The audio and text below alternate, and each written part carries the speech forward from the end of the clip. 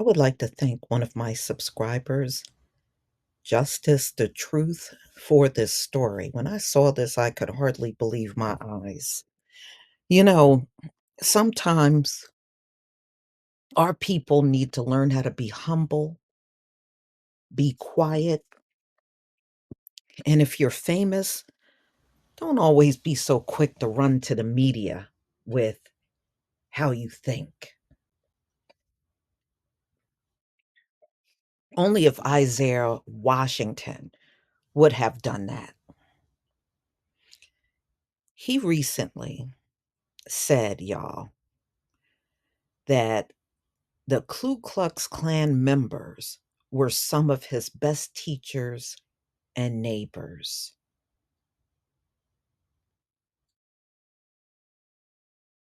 Now, remember, Isaiah Washington is a big Trump supporter.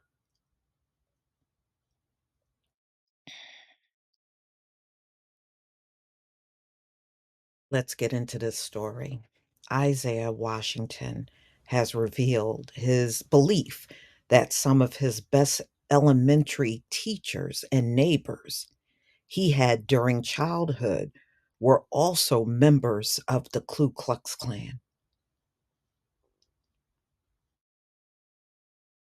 This Negro done lost his mind.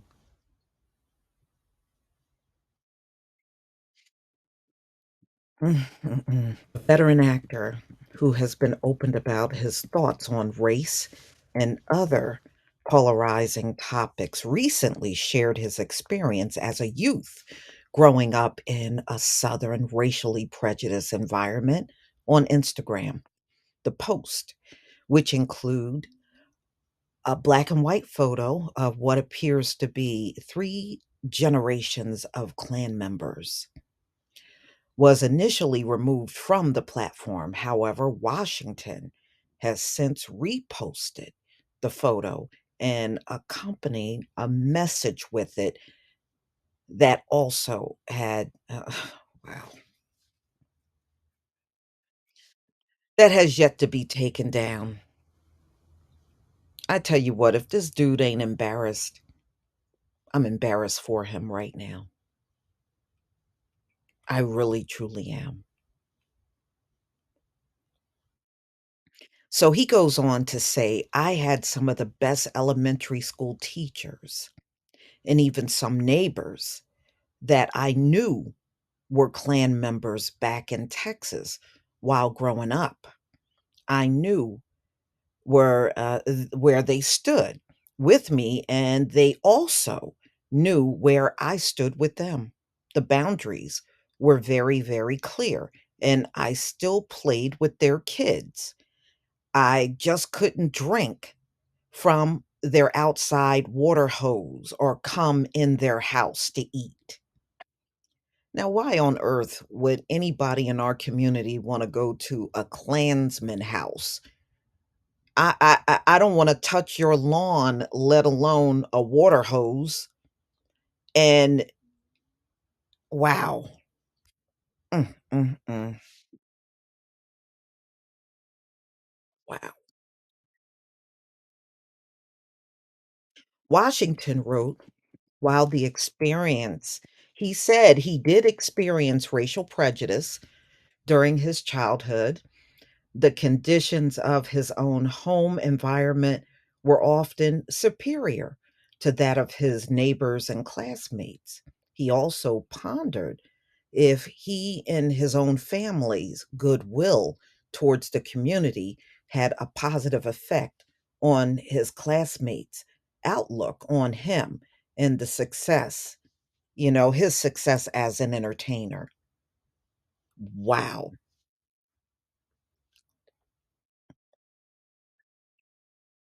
So he essentially has gone to the media to talk positively about living around and playing with Klan children.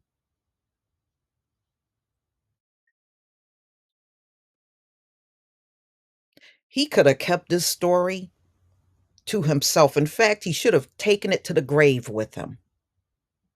For real. There are some things you just need to take to the boneyard and never repeat again. He said these clan members that he was friendly with, their houses were smaller than the one he grew up in. This is what the 60-year-old added.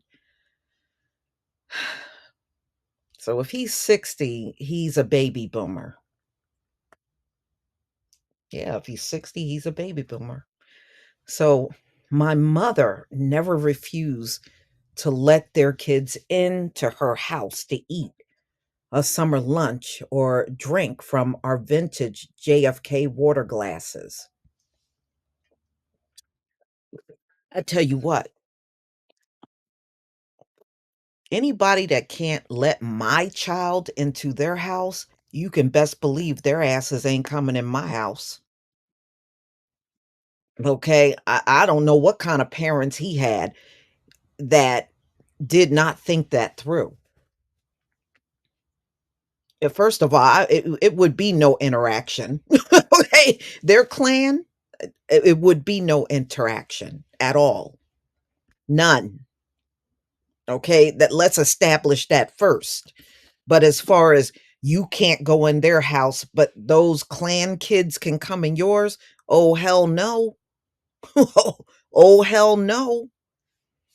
So he goes on to say, I can't help but wonder today if their kids are vigorously supporting me as an actor today, simply because I showed them love and respect as a true Texan and a true American. I don't know. Somehow, Isaiah, I doubt if they're spending any time thinking about you. It's just a hunch. That's all I'm saying. It's just a hunch. You are talking like they are just big stand up supporters of yours. And I bet you they're not in any articles saying such a thing or making any indication that they are backing you in any kind of way. I bet you they're not. It's just you saying these things.